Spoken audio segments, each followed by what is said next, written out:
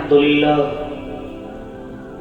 لله نحمده ونستعينه ونستغفره ونؤمن به ونتوكل عليه ونعوذ بالله من شرور أنفسنا ومن سيئات أعمالنا من يهده الله فلا مضل له ومن يضلله فلا هادي له. معزز و مکرم حضرات سامعین کرام، حضرت آدم علیہ السلام سے لے کر نبی کریم صلی اللہ علیہ وسلم تک انبیاء کرام کے تذکرے کا ارادہ ہے، جو سلسلہ وار الحمدللہ جاری ہے. آپ حضرات نے حضرت آدم علیہ السلام سے لے کر حضرت موسیٰ علیہ السلام تک، یعنی ان دونوں کے درمیان کے مختلف انبیاء کرام کا تذکرہ ہمارے پروگرام کے ذریعے سماعت کیا. آج کی اس کڑی کے اندر جن انبیاء کرام کو بڑے انبیاء کرام میں شمار کیا جاتا ہے، مراتب تو تمام انبیاء کے اعلیٰ ہیں، بڑے ہیں، لیکن کچھ کا تذکرہ جن کا خصوصی طور پر ہوتا ہے اور عوام بھی ان کو جانتی ہے، انہی میں حضرت موسیٰ علیہ السلام ہیں. حضرت موسیٰ علیہ السلام مصر کے اندر تشریف فرما ہوئے اور اس علاقے کے اندر جو فرعونیت عروج پر تھی، اس کے زوال کی وجہ حضرت موسیٰ کو بننا تھا. موسیٰ کی وجہ تسمیہ کے بارے میں لکھا ہے کہ مو کے معنی ہے پانی اور شاہ کے معنی ہے لکڑی. شاہ کو سا کر دیا گیا، موسیٰ کر دیا گیا، معنی ہوئے لکڑی اور پانی. یعنی حضرت موسیٰ علیہ السلام کو جو پیدائش کے بعد پانی میں ڈال دیا گیا تھا، دریا میں ڈال دیا گیا تھا، اور وہ ایک لکڑی کے باکس کے اندر آپ کو رکھ کر ڈالا گیا تھا. اس لیے جیسے ہی آپ کو نکالا ہے تو لوگوں نے موسیٰ آپ کا نام رکھ دیا ہے کہ آپ ایک لکڑی کے باکس کے اندر پانی پر تیرتے ہوئے پائے گئے. آپ کا خانوادہ، آپ کے والد گرامی کا نام عمران ہے، آپ کا نسب حضرت یعقوب علیہ السلام سے ملتا ہے. اصل میں آپ کو بتاؤں، مصر جو آج بھی ایک ملک ہے، موجود ہے، حضرت یوسف علیہ السلام کو مصر کے اندر فروخت کیا گیا تھا. آپ وہاں کے بعد میں بادشاہ بن گئے تھے. حضرت یعقوب علیہ السلام حضرت یوسف علیہ السلام کے والد گرامی ہیں. حضرت یعقوب علیہ السلام اپنے بیٹوں اور خاندان کے ساتھ حضرت یوسف اپنے بیٹے کے پاس مصر چلے آئے تھے. اب ایک طویل مدت گزری ہے، اس میں حضرت یعقوب علیہ السلام اور آپ کے آل اولاد میں ایک بہت زبردست اضافہ ہوا ہے. ایک بڑی تعداد وہاں پر ان لوگوں کی بن گئی ہے. اسی سلسلے میں، اسی خانوادے میں حضرت موسیٰ علیہ السلام کی تشریف آوری ہوئی ہے. اس دور میں دو طرح کے لوگ مصر کے اندر ہو گئے تھے، قبطی اور بنی اسرائیل. قبطی تو وہاں کے وہی باشندے مانے جاتے تھے جو مصری تھے، اور جو حضرت یعقوب علیہ السلام کے سلسلے سے تھے ان کو بنی اسرائیل مانا جاتا تھا. وہ بنی اسرائیلی تھے اور ان کو ایک طریقے پر مہاجر ہی مانا جاتا تھا کہ یہ لوگ باہر سے آ کر یہاں پر بس گئے تھے. آج ان کی بڑی تعداد بن چکی ہے. اچھا، یہ جو فرعون ہے، جو اس دور کا بادشاہ ہے، اس کے بارے میں اکثر لوگوں کی سوچ اور غلط فہمی ہے کہ اس کا نام فرعون تھا. نہیں، اس کا نام فرعون نہیں تھا، بلکہ مصر کے ہر بادشاہ کو فرعون کہا جاتا تھا. مصر کے ہر بادشاہ کو فرعون کہا جاتا تھا. نام اس کا کچھ اور ہوتا تھا لیکن اس کا لقب فرعون ہوتا تھا.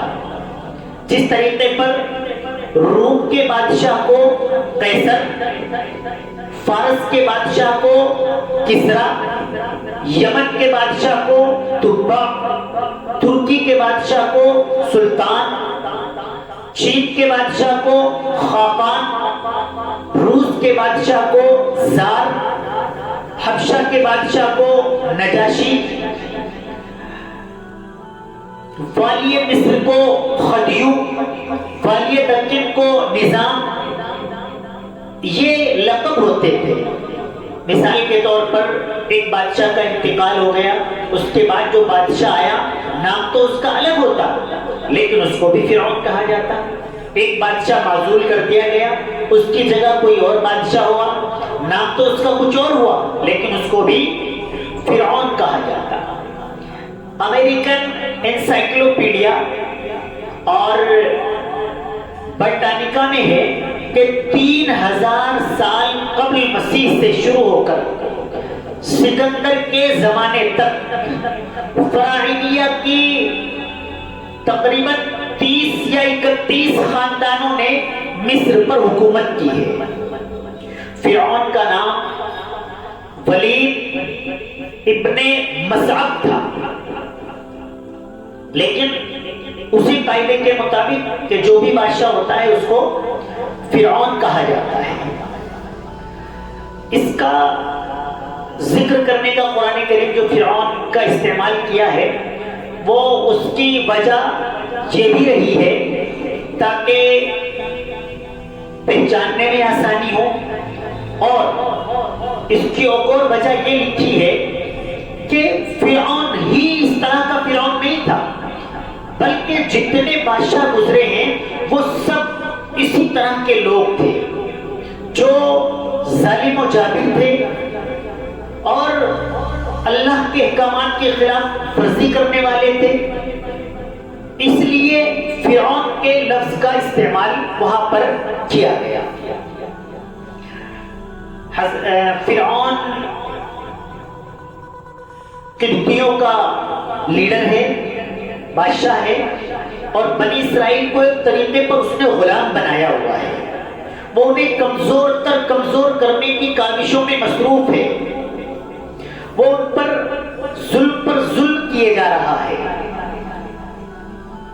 اسی دور کے اندر لوگوں نے دیکھا، قبطیوں نے، کہ بنی اسرائیل روز بروز بڑھ رہے ہیں، ان کی تعداد میں اضافہ ہو رہا ہے.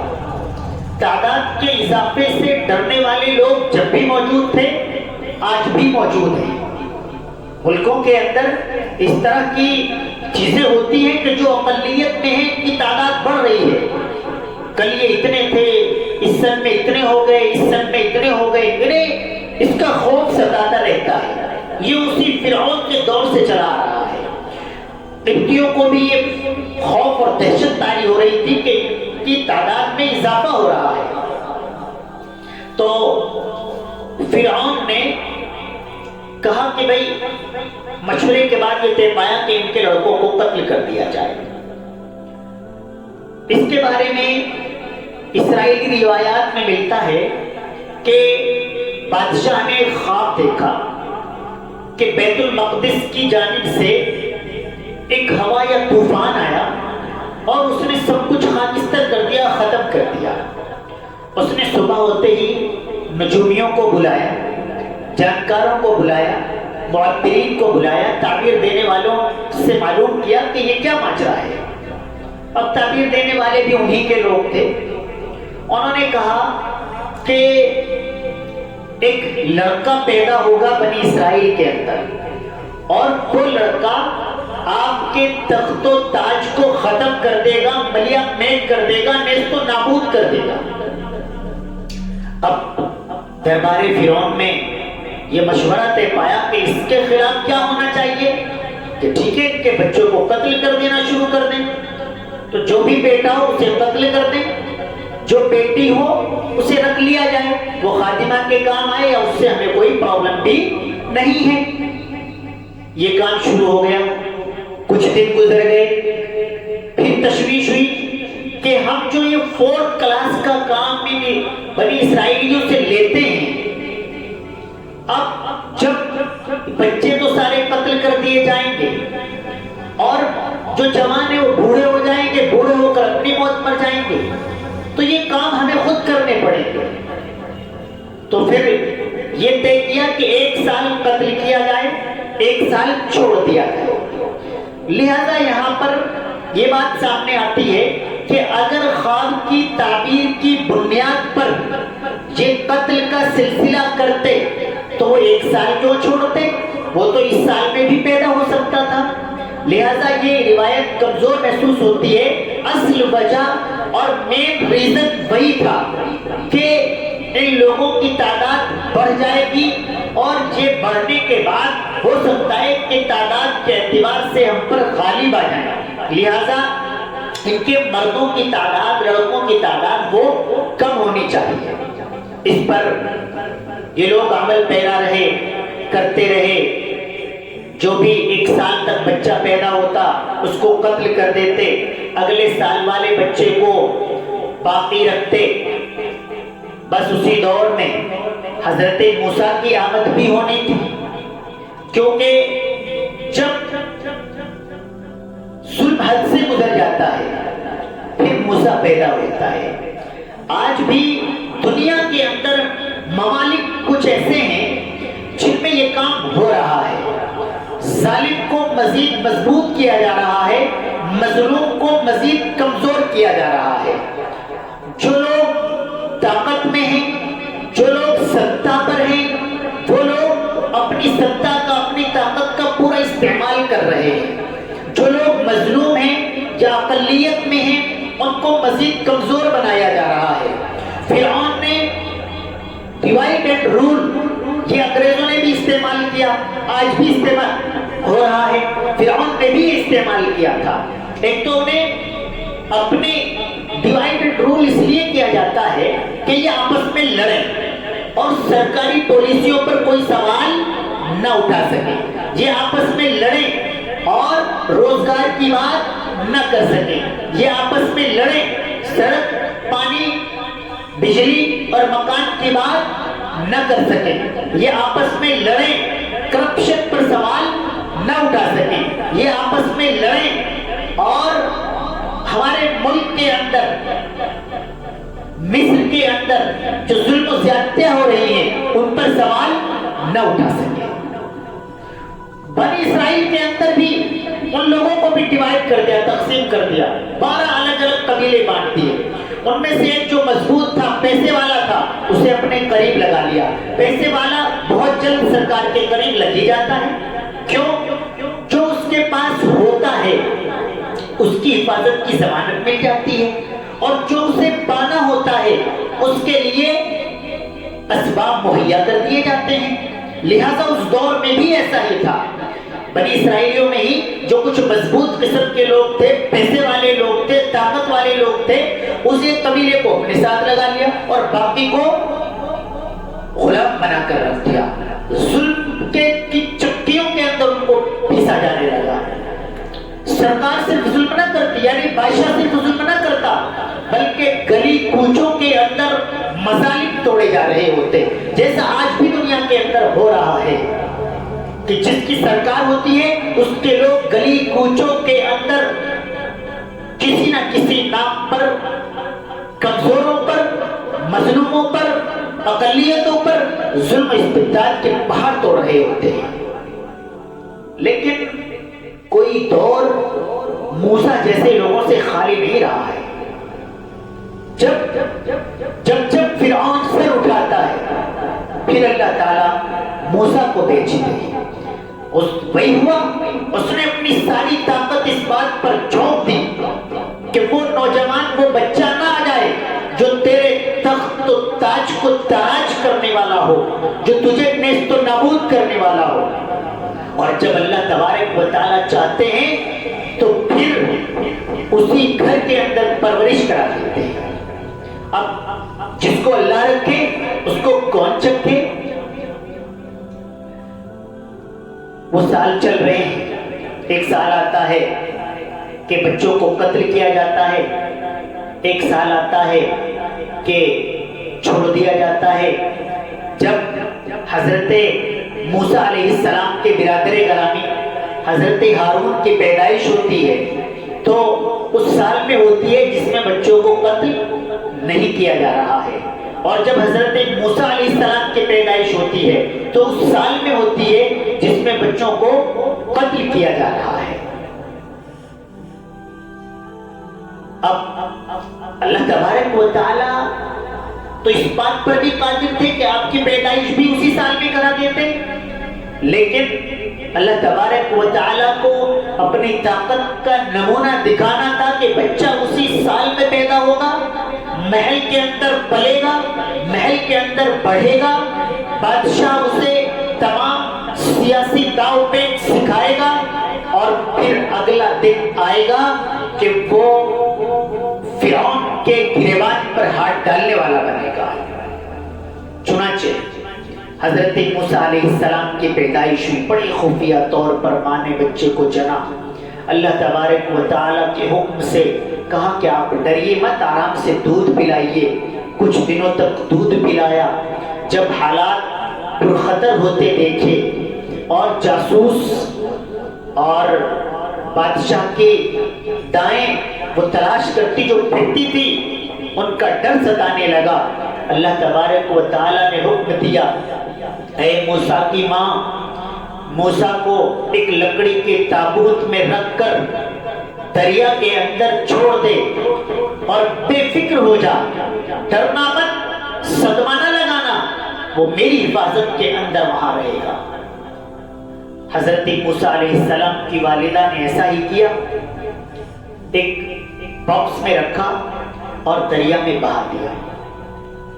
بہن کو بھیجا کہ دیکھ تو ذرا کوئی جانور نہ کھا جائے، کوئی مچھلی نہ کھا جائے۔ کہاں جاتا ہے؟ بہن نے دیکھا کہ کچھ دور جانے کے بعد جب محل کے پاس سے گزر رہا ہے صندوق، تو فرعون کی بیوی آسیہ نے دیکھا کہ صندوق باہر چلا جا رہا ہے۔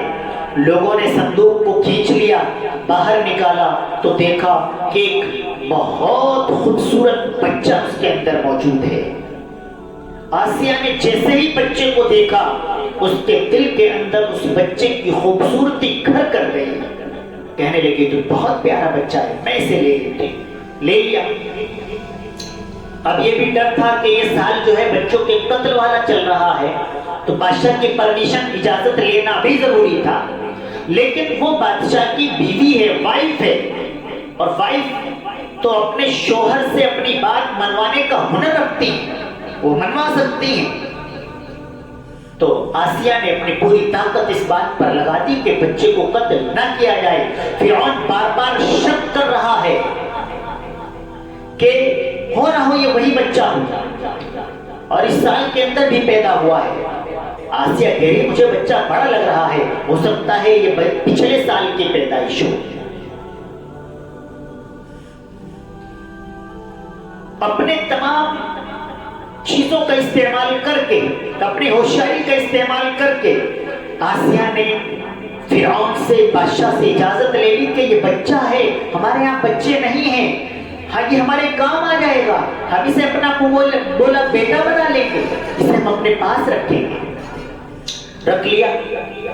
اب دیر ہوئی تو بچے کو بھوک لگی، بچہ رونے لگا، کہا بھئی دودھ پلانے والی بلا۔ دودھ پلانے والی بادشاہ کے محل میں ایک آئی، دو آئی، چند آئی، وہ آتی دودھ پلانے والی، اور حضرت موسیٰ علیہ السلام دودھ بالکل نہ پکڑتے۔ اب کہا بھئی ڈھونڈ کر لاؤ کوئی دودھ پلانے والی ایسی ہو جس کا یہ دودھ پکڑ لے بچہ۔ اب وہاں ماں بے چین تو ہے ہی، دل پر اللہ تبارک و تعالیٰ نے بھروسہ دیا ہوا ہے، لیکن پھر بھی ماں تو ماں ہوتی ہے۔ اب وہ اپنی بیٹی کو، حضرت موسیٰ کی بہن کو پھر بھیجتی ہے کہ ذرا دیکھ کر تو آؤ اب کیا ہو رہا ہے۔ تو وہ چلی جا رہی تھی، راستے میں دیکھا کہ چند عورتیں آپس میں کچھ بات کر رہی تھی کہ محل کے اندر ایک بچہ ہے، ان کو دودھ پلانے والی خاتون کی ضرورت ہے، وہ بچہ کسی کا دودھ پکڑ نہیں رہا ہے۔ لڑکی نے جیسے ہی سنا تو اس کے تو مراد پر آئی، کہا کیا بات؟ کہا یہ معاملہ ہے، میں ایک ایسی عورت کو جانتی ہوں جس کا وہ دودھ پی لے گا۔ کہا نیکی اور پوچھ پوچھ، بتاؤ ذرا کون سا گھر ہے؟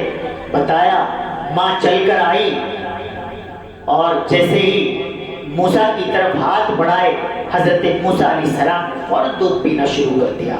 اب فرعون کا ماتھا ٹھنک گیا، کہنے لگا ہو نہ ہو یہ اسرائیلی عورت ہے، یہ اسی کا بیٹا ہو اور یہ چال بازی ہوئی ہو، اسی نے دنیا میں ڈالا ہو۔ کہا ہے عورت تو اس کی ماں ہے یا تیرا اس سے کوئی قریبی تعلق ہے کہ تیرا دودھ اس نے فوراً پکڑ لیا؟ ماں نبی کی ماں تھی، اس کو پوری جانکاری نالج اللہ نے دی ہوئی تھی کہ کس طریقے پر بات کرنی ہے۔ کہا حضور معاملہ یہ نہیں ہے، میں اپنے آپ کو بہت پاک صاف اور خوشبودار رکھتی ہوں، مجھے بچے کھلانے پالنے کا شوق بھی ہے، میرے پاس یہ نہیں کوئی بھی بچہ آئے گا وہ میری گود میں اسی پیار سے آئے گا اور اسی طریقے پر میرا دودھ پینے لگے گا، انکار نہیں کرے گا۔ اللہ تبارک و تعالیٰ کی کاریگری کام کر رہی تھی تو فرعون کیا اس کاریگری کے سامنے، اور اللہ تبارک و تعالیٰ کی کا جو حکم ہے اس کے سامنے فرعون کا دماغ، اس کا مائنڈ اور اس کی چال بازیاں کیا کام کرتی۔ چنانچہ وہ سنتشٹ ہو گیا، سیٹسفائی ہو گیا کہ ٹھیک ہے، اب یہ طے پایا کہ آپ اس کو دودھ پلانے لے جایا کریں، اپنے گھر بھی رکھا کریں اور آسیہ کے پاس بھی لا دیا کریں۔ یہی نظام چلتا رہا۔ اب ماں کو بھی قرار آ گیا کہ بچہ میرے پاس آ جاتا ہے، دودھ پی لیتا ہے اور آسیہ کے پاس بھی محل کے اندر چلا جاتا ہے۔ چنانچہ دور بڑھتا گیا، حضرت موسیٰ علیہ السلام بڑے ہوتے گئے اور آپ کو کچھ سوجھ بوجھ آنے لگی، آپ محل میں سازشیں دیکھتے سنتے اور آپ کے دل کے اندر قلق اور افسوس ہوتا کہ یہ میری قوم کے لوگ، یہ بنی اسرائیل، یہ کتنے کمزور ہیں، یہ کتنے لاچار ہیں، یہ کتنے مجبور ہیں، قبطی پر کتنا ظلم کرتے ہیں، ظلم استبداد کے پہاڑ توڑے جا رہے ہیں، ان سے غلامانہ زندگی گزروائی جا رہی ہے، ان سے فورتھ کلاس کے تمام کام لیے جا رہے ہیں، تو آپ گھڑن محسوس کرتے اور آتے جاتے رہتے، دیکھتے رہتے، تکلیف محسوس کرتے رہتے۔ ایک مرتبہ گھر سے بادشاہ کے محل کی طرف چلے آ رہے تھے، راستے میں دیکھا کہ دو لوگوں کا آپس میں جھگڑا چل رہا ہے، لڑائی ہو رہی ہے، مار پٹائی ہو رہی ہے۔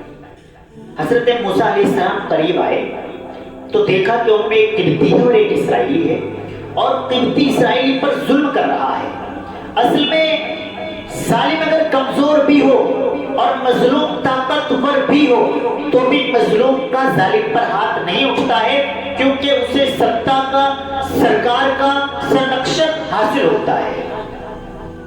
تاتار نے جو ظلم کیے ہیں تاتاریوں نے، ایک عورت بھی کئی مردوں کو کہتی تھی کہ یہیں ٹھہرے رہنا، ذرا تلوار لے کر آتی ہوں، اور کسی مرد کی ہمت نہیں ہوتی تھی کہ وہ جگہ کو چھوڑ دے یا مقابلے پر آ جائے۔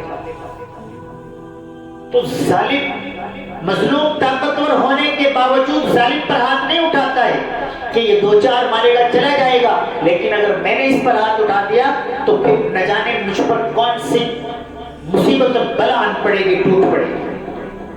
حضرت موسیٰ علیہ السلام نے دیکھا کہ اسرائیلی پٹ رہا ہے، آپ قریب گئے اور ایک اس قبطی کو ایک مارا زور سے، وہ دھمکانا اور ہاتھ سے مارنا بس یہی تھا کہ میں اس کو مار دوں گا یہ ہٹ جائے گا، لیکن وہ گھوسا اس زور سے پڑا کہ وہ انتقال کر گیا، مر گیا۔ اس وقت خیر وہاں پر کوئی موجود نہیں تھا۔ حضرت موسیٰ علیہ السلام اور اس اسرائیلی کو جو لڑ رہا تھا صرف ان دونوں کو معلوم تھا۔ اب پورے شہر میں پوری انٹیلیجنس کام کرنے لگی، پولیس کام کرنے لگی اور خفیہ محکمہ کام کرنے لگا کہ بھئی قتل کس نے کیا ہے، کس نے مارا ہے، ہماری سرکار اور ہمیں مار دیا گیا۔ بہت تلاش و جستجو کے بعد کوئی نہیں ملا۔ اگلے دن حضرت موسیٰ علیہ السلام پھر گزر رہے تھے، دیکھا پھر وہی شخص لڑ رہا ہے کسی کی لڑتی سے، پھر لڑ رہا ہے۔ حضرت موسیٰ علیہ السلام اسے دیکھ کر اس پر ناراض ہو گئے کہ رے تیرا یہی کام ہے، تو روزانہ لڑتا رہتا ہے، آج پھر لڑ رہا ہے۔ حضرت موسیٰ علیہ السلام اس سے ڈانٹ کر دھمکا کر اس کی طرف بڑھے، اب وہ بے وقوف وہ فوراً بول پڑا، اسے لگا کہ آج مجھے ڈانٹ رہے ہیں، اس کا مطلب آج مجھے پڑے گا۔ اس نے فوراً کہہ دیا کہ موسیٰ کل جیسے تم نے اس قبطی کو ایک بھی مار دیا تھا، آج تم مجھے تو نہیں مار دو گے۔ اب جو قبطی کے ساتھ لڑائی ہو رہی تھی وہ تو اپنے سر پر پیر کر کر فوراً بھاگ پڑا، سیدھا محل میں پہنچا کہ مل گیا قاتل، میں نے تلاش کر لیا قاتل کو، قاتل موسیٰ ہے۔ اب حضرت موسیٰ علیہ السلام کو اس کی خبر ہو گئی کہ اس طرح کا معاملہ ہے، لیکن جب وہاں پر مشورہ چل رہا تھا، اب یہاں پر ایک بات یہ آتی ہے کہ بے وقوفی اپنوں کی جانب سے ہوتی ہے۔ امت مسلمہ کو جتنا نقصان اپنوں سے پہنچا ہے وہ غیروں سے نہیں پہنچا ہے۔ اب یہ اسرائیلی بے وقوفی نہ کرتا تو یہ بات سامنے نہ آتی۔ آج بے وقوفی جان بوجھ کر کی جاتی ہے، اسپیشل مخبری کا کام ہوتا ہے۔ صدام حسین کو جو پھانسی دی گئی ہے، اسے جو تلاش کیا گیا ہے وہ اپنوں کی وجہ سے تلاش کیا گیا ہے۔ اور ٹیپو سلطان شہید رحمت اللہ علیہ، آپ کو جو شہید انگریزوں نے کیا ہے وہ اپنوں کی سازش کے بعد کیا گیا ہے۔ تو یہ جو مخبر اپنوں میں پیدا ہو گئے ہیں، یہ سب سے بڑا ظلم ہے اور امت مسلمہ کو اس سے بڑا نقصان پہنچا ہے۔ آج بھی مخبری ہو رہی ہے، ہمارے اپنے جا کر مخالفین تک خبر پہنچانے کا کام کر رہی ہے، اپنے قائدوں کو، اپنے لیڈروں کو توڑنے کا کام، ان کی طاقت کو کمزور کرنے کا کام ان کے اپنے حواری کرتے ہیں، اپنے لوگ کرتے ہیں، وہ بک جاتے ہیں پیسوں میں، 10-5 ہزار روپے کے لیے جا کر مخبری کر بیٹھتے ہیں۔ اللہ تبارک و تعالیٰ نے، اللہ کے نبی نے ایسے لوگوں کو ناپسند فرمایا ہے، ایسے لوگوں کے لیے سیدھی جہنم ہے جو لوگ مخبری کے کام کرتے ہیں۔ خیر میں ذکر کر رہا تھا کہ مشورہ ہوا، جیسے نبی کریم صلی اللہ علیہ وسلم کے قتل کا مشورہ ہوا، ایسے ہی حضرت موسیٰ علیہ السلام کے قتل کا بھی مشورہ ہوا، لیکن وہاں پر ایک قبطی اس کے دل میں یہ بات آئی، وہ چپ چاپ مجلس سے اٹھا، باہر آیا، حضرت موسیٰ کو تلاش کیا اور بتا دیا کہ بس اب آپ کو اگر بچنا ہے تو آپ نکل جائیے، آپ کو اب یہاں سے چھپ کر نکل جانا بہتر ہے آپ کے لیے۔ ہے آیا یورش تاتار کے افسانے سے، پاسباں مل گئے کعبے کو صنم خانے سے۔ حضرت موسیٰ علیہ السلام نے اس کے بعد ہجرت کی ہے۔ ہجرت کے تعلق سے انشاءاللہ اگلے پروگرام میں آپ کو بتایا جائے گا اور مزید آگے کا واقعہ بیان کیا جائے گا۔ وآخر دعوانا الحمدللہ رب العالمین۔